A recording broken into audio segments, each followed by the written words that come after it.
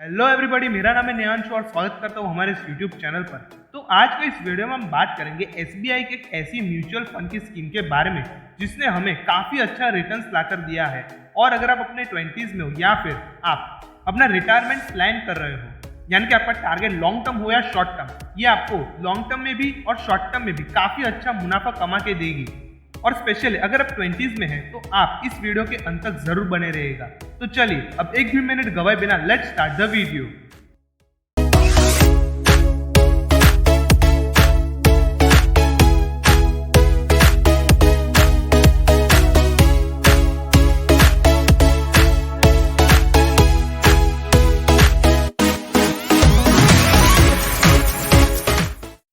आज हम बात करने वाले हैं SBI large and mid cap fund के बारे में। नाम से ही पता चलता है कि ये जो फंड है वो large and mid cap companies में इन्वेस्ट करता है, यानी कि आप कह सकते हो कि 50-50% ये जो फंड है वो दोनों कंपनीज में इन्वेस्ट करता है। यहाँ पर जो इसका रिस्क है वो काफी ज्यादा हाई है, तो इस हिसाब से आप कैलकुलेशन करिएगा। चलिए पॉइंट टू पॉइंट बात करते हैं। इस म्यूचुअल फंड की स्कीम ने एफडी से ज्यादा रिटर्न्स जनरेट किए हैं। और तो और अगर हम इसके रिटर्न्स की बात करते हैं, इसने एक साल में रिटर्न 3.44% लाकर दिया है, 3 साल में 17.17% का रिटर्न्स लाकर दिया है। वहीं पर अगर हम 5 साल के रिटर्न्स की बात करें तो इसने 12.61% का रिटर्न लाकर दिया है। और अगर हम इसके मैक्सिमम रिटर्न्स की बात करें तो इसने ऑल टाइम 16.03% का रिटर्न हमें लाकर दिया है।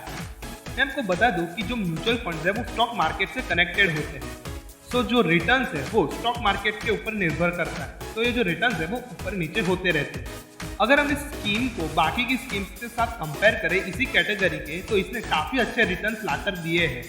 अगर हम इसके एक्सपेंस रेशियो देखें तो वो है 1.18%, जो कि हम फंड मैनेजर की टीम को पे करते हैं एज अ फी। यहाँ पर हमें एग्जिट लोड 0.1% का देना होगा। यहाँ पर मिनिमम SIP 500 रुपीज की है और मिनिमम लमसम अमाउंट 5000 रुपीज की है। यहाँ पर हमें मैक्सिमम लिमिट नहीं दी जाती है, हम जितना चाहे उतना निवेश कर सकते हैं इन SIP एंड लमसम ऑल्सो। चलिए अब नजर डाल लेते हैं टैक्स इम्प्लीकेशंस पर। अगर आप इस स्कीम को एक साल के अंदर अंदर ही विड्रॉ करते हो तो यहाँ पर आपको short term capital gain tax पे करना होगा, जो कि है 15% का। और अगर आप एक साल के बाद यहाँ पर इस स्कीम को विड्रॉ करते हो तो वहाँ पर आपको long term capital gain tax पे करना होगा 10% का। ये तो थी टैक्स की बातें, लेकिन अब हम फंड मैनेजर को जान लेते हैं। तो इस फंड के जो फंड मैनेजर है वो है सौरभ पंत, जिनका एक्सपीरियंस है 4 साल का। अगर हम इनका AUM यानी कि एसेट्स अंडर मैनेजमेंट देखें तो वो है ₹4,39,609 करोड़ का।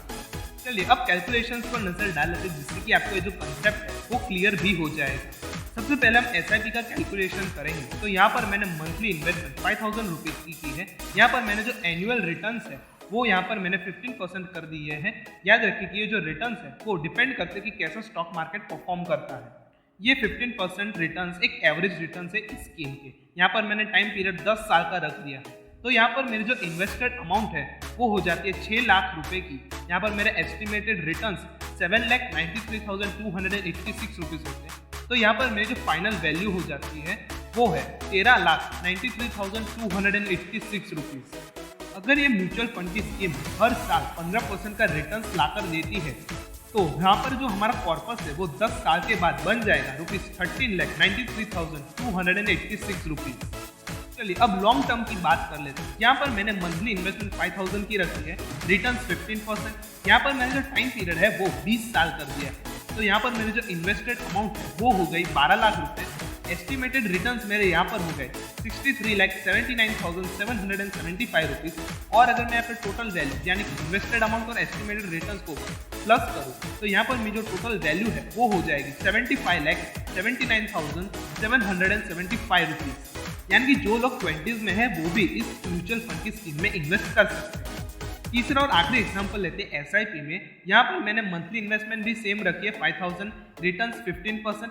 टाइम पीरियड यहाँ पर मैंने चेंज किया 30 साल का। तो मेरे यहाँ पर कैलकुलेट पर क्लिक करूँ तो यहाँ पर इन्वेस्टेड अमाउंट हो जाती है 18 लाख। एस्टिमेटेड रिटर्न्स हो गए 3.32 करोड़ रुपीज। अगर मैं दोनों को प्लस करूँ तो टोटल वैल्यू मेरी बन जाती है 3.50 करोड़ रुपीज। यानी कि ये जो स्कीम है वो शॉर्ट टर्म और लॉन्ग टर्म के लिए काफी बेहतरीन मानी गई है। चलिए ये तो थी SIP, लेकिन अब हम लमसम कैलकुलेशंस की भी बात कर लेते हैं। तो यहाँ पर मैंने एक ही बार में lump sum amount 5 lakh rupees invest किए। यहाँ पर मैंने रिटर्न 15% और टाइम पीरियड 10 साल का रखा। तो यहाँ पर मेरे जो इन्वेस्टेड अमाउंट है वो हो गए 5 लाख रुपए, रिटर्न्स हो गए 15,22,779 रुपीस। टोटल मेरी जो वैल्यू है वो बन गई 20,22,779 रुपीस की। चलिए दूसरा एग्जाम्पल लेते हैं। यहाँ पर मैंने जो इन्वेस्टमेंट है वो सेम रखी है 5 लाख रुपए की, रिटर्न 15%, लेकिन यहाँ पर टाइम पीरियड में मैंने सिर्फ चेंज किया है 20 ईयर्स। तो मेरी इन्वेस्टेड अमाउंट अगेन सेम रहेगी 5 लाख रुपए, लेकिन मेरा जो एस्टिमेटेड रिटर्न है उसमें काफ़ी बदलाव हो गया है। अब वो बन गए 76,83,269 रुपीज़। अगर मैं टोटल वैल्यू देखूँ तो वो बन जाती है 81,83,269 रुपीज़। तीसरा और आखिरी एग्जाम्पल, अगर मैं इन्वेस्टमेंट 5 लाख रुपए, रिटर्न्स मैंने 15% का सेट कर दिया है, टाइम पीरियड मैंने यहाँ पर 30 साल रख दिए। मेरी इन्वेस्टेड अमाउंट 5 लाख, यहाँ पर मैंने अगर रिटर्न्स की बात करूँ तो मुझे मिल जाते हैं 3.26 करोड़ रुपीज़। मेरी जो टोटल वैल्यू है वो बन जाती है रुपीज़ 3.31 करोड़। यानी कि जस्ट इमेजिन, अगर आप अपने 40s 50s में हो और अपना रिटायरमेंट प्लान कर रहे हो तो ये जो स्कीम है वो काफ़ी बेहतरीन है टू इन्वेस्ट।